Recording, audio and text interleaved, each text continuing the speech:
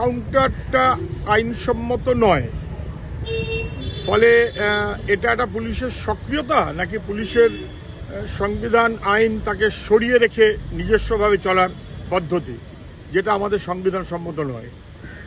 এটা হচ্ছে প্রথম প্রশ্ন।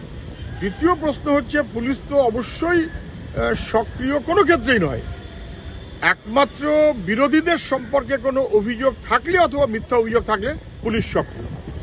তা না হলে যে দুষ্কৃতী, পুলিশ তার জন্য তার বিরুদ্ধে সক্রিয় নয়। শাসক দলের অনুগত রাজনৈতিক কর্মী, পুলিশ তার জন্য সক্রিয় নয়, বরং পুলিশ তার পাশে দাঁড়ায়। আপনি শাহজাহান দেখুন, আপনি অনুব্রত দেখুন, আপনি শওকত দেখুন, ওই যে কালিয়াচক দেখুন, এগুলোর ক্ষেত্রে পুলিশ একরকম, আর আদারওয়াইজ বিরোধী হলে পুলিশ সক্রিয়।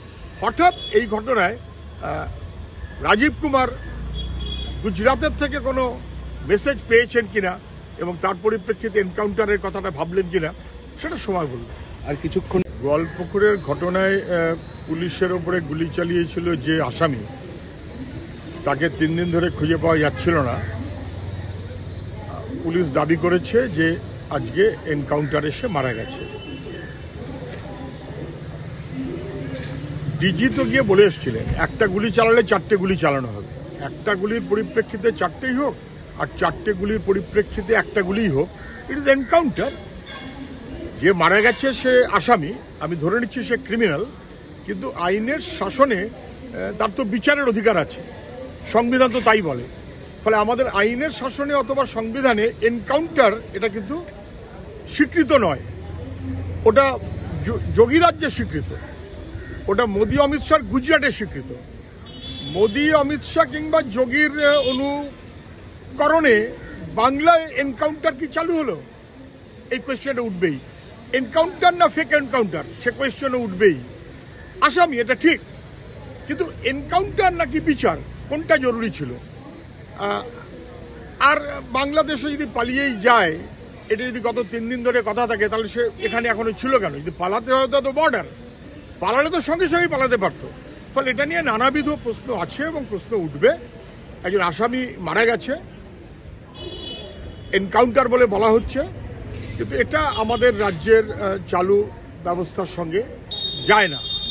আইনের শাসন না থাকলে যা হয়, দুষ্কৃতীদের অতিরিক্ত ভরসা যদি পুলিশ যোগায়, তাহলে দুষ্কৃতী মাথায় চেপে বসে পুলিশের এবং পুলিশ আক্রান্ত হয়। পশ্চিমবাংলায় এখন সেই ঘটনাই ঘটছে। এনকাউন্টার তার একটা রিটালিয়েশনের ফর্ম, এটা গণতন্ত্র সম্মত নয়। আমার মা বাবা তো শোকগ্রস্ত বটেই খুবই, এবং তারা কিন্তু আবারও সে একই কথা বলছেন যে জাল ওষুধের প্রতিবাদ করার কারণেই মুখ্যত এবং থ্রেট কালচার তার মুখোমুখি হয়েই কার্যত তাদের মেয়েকে চলে যেতে হয়েছে। এবং এই গোটা ব্যাপারটাকে ধামাচাপা দেবার চেষ্টা করেছে শাসক, পুলিশ আধিকারিক, স্বাস্থ্য দপ্তর, পুলিশ দপ্তর, সব মিলিয়ে তাকে ধামাচাপা দেওয়ার চেষ্টা করা হয়েছে। বিশেষ করে মেদিনীপুরে স্যালাইন কাণ্ডের পর ওর পরিবারের বাবা মার পক্ষ থেকে এই কথাটা খুবই গুরুত্বপূর্ণ। সরকার সেভাবে দেখবেন কিনা আমি জানি না, বিচারের একটা বন্দোবস্ত তো আছেই, কিন্তু ঠিকমতো তদন্ত কি হলো? একজনের দ্বারা যে কাজ করা সম্ভব নয়, তার জন্য এখনো পর্যন্ত একজন মাত্র আসামি, এটা কি ঠিক বিচার হচ্ছে?